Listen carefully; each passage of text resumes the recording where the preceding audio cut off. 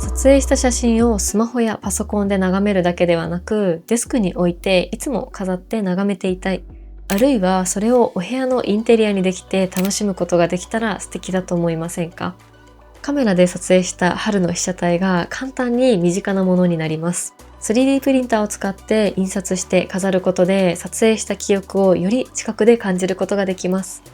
今日はカメラでの撮影を楽しまれている方へもう一歩新しい楽しみ方を共有できたらなと思います。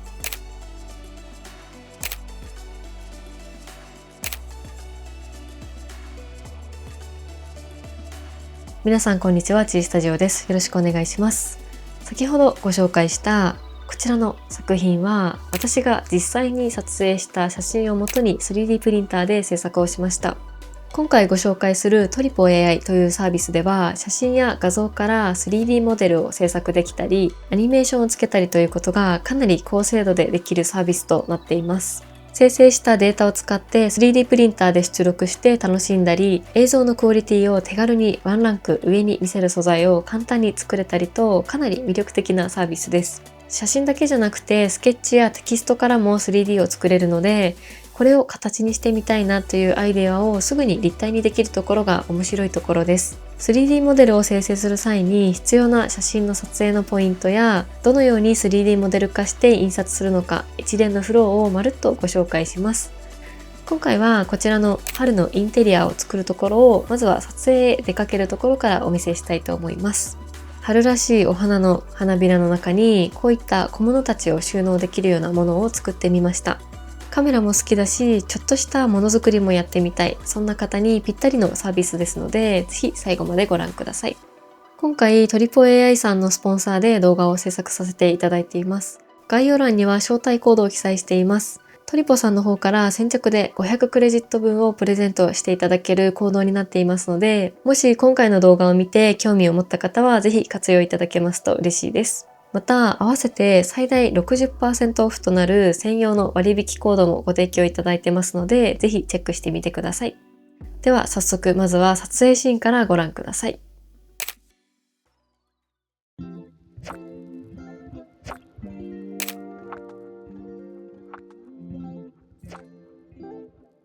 今日はこの辺で撮影をしようかなと思います。今回は春らしいお花を撮影したいなと思っています。撮影で使うのはソニーの α7C2 と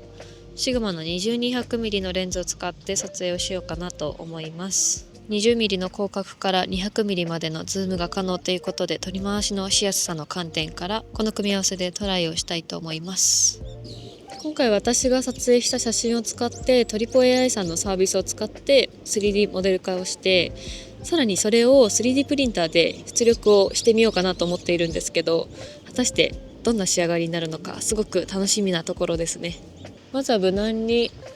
お花樹林どこか良さげなところを見つけて写真を撮ろうかなと思います。今回この写真を後で 3D モデルにしてみようと思っているので、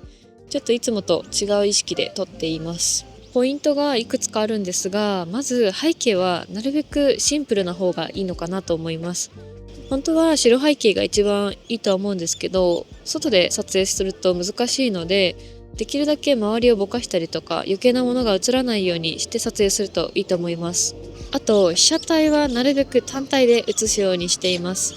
枝がたくさん重なったりとか他のものと混ざっていると、後で 3D にした時に形がうまく出ないことがあるのと、サポート材を外す時に折れてしまったりとかするので、そこは気をつけるポイントかなと思います。それから角度なんですが、真正面から1枚と別の角度からもう1枚撮るようにしています。このように複数写真があるだけで後でモデルにした時の安定感がだいぶ変わる気がするので、今日はこの撮り方も意識しながら撮影をしていきます。どこか前ボケを生かして撮れるところを見つけていきたいと思います。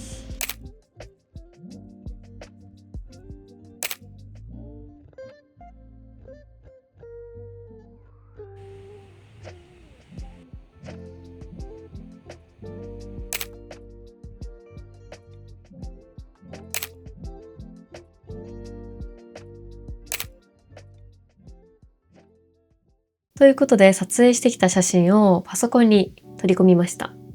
ライトルームで撮った写真を整えています。今回はこのチューリップの写真をトリポ 3.0 ウルトラを使って 3D モデルにしてみたいと思います。トリポさんのサービスは画像をアップロードするだけで 3D モデルを生成してくれるサービスなんですが、いくつかポイントがあって、まずアップロードする前になるべく背景がシンプルな写真を選ぶこと。もし背景がごちゃごちゃとしている場合は Photoshop などで白背景にしてあげると精度が上がります。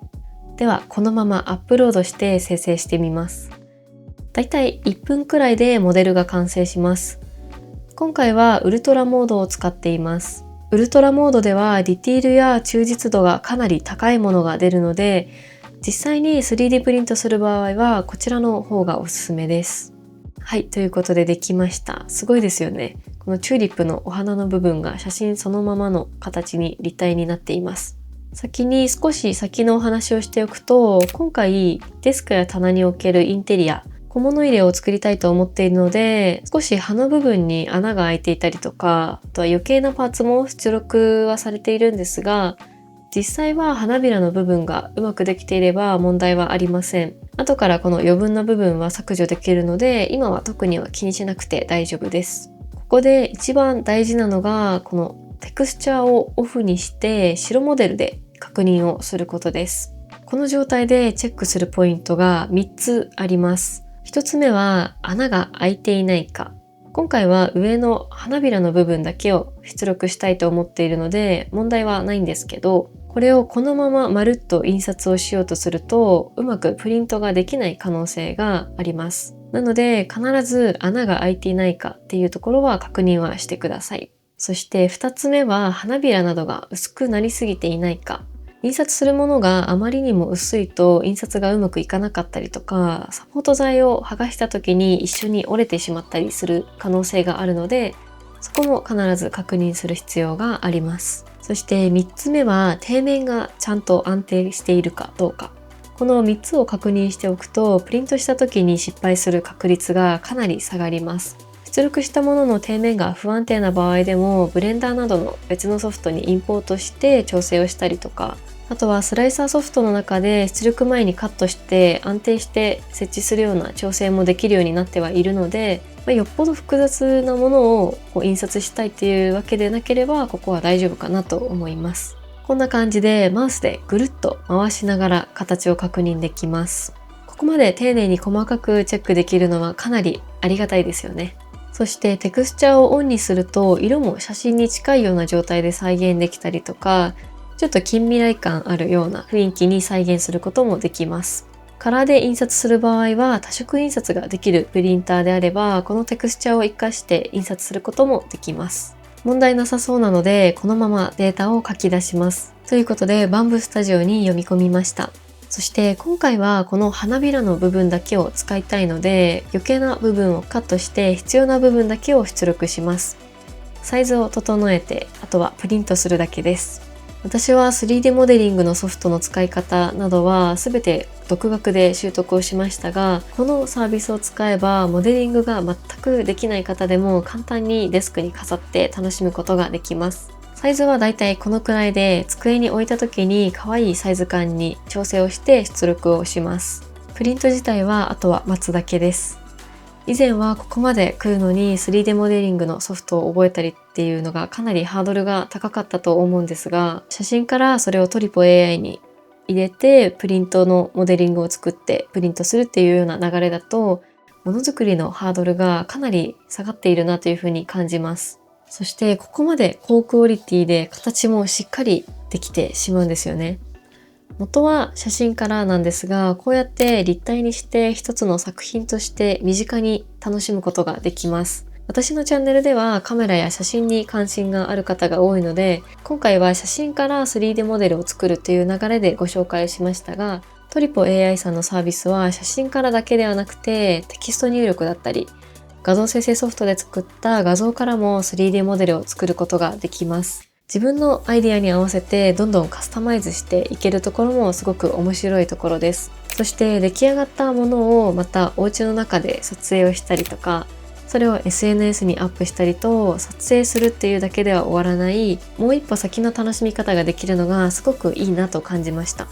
3D プリンターも今はかなり手頃な価格になっていて、私が最初におすすめするものだと約3万円くらいから始められます。特別に知識がなくても意外とすんなり始められることができるので、ものづくりにちょっと興味があるっていう方にかなり相性がいいものだと思います。今までモデリングをしたことがない方でもアイデア次第でいろんな表現ができるようになると思います。今回トリポさんの方から先着で500クレジットをプレゼントしていただけるコードを発行していただきましたので、この動画を見て少しでも興味を持った方はぜひ一度試していただけるといいんじゃないかなと思います。画面の操作自体も本当に簡単でシンプルなので、いろいろと楽しめると思います。また、合わせて最大 60% オフとなる専用割引コードもご提供いただいていますので、ぜひチェックしてみてください。それでは今回の動画はここまでです。最後までご視聴いただきありがとうございました。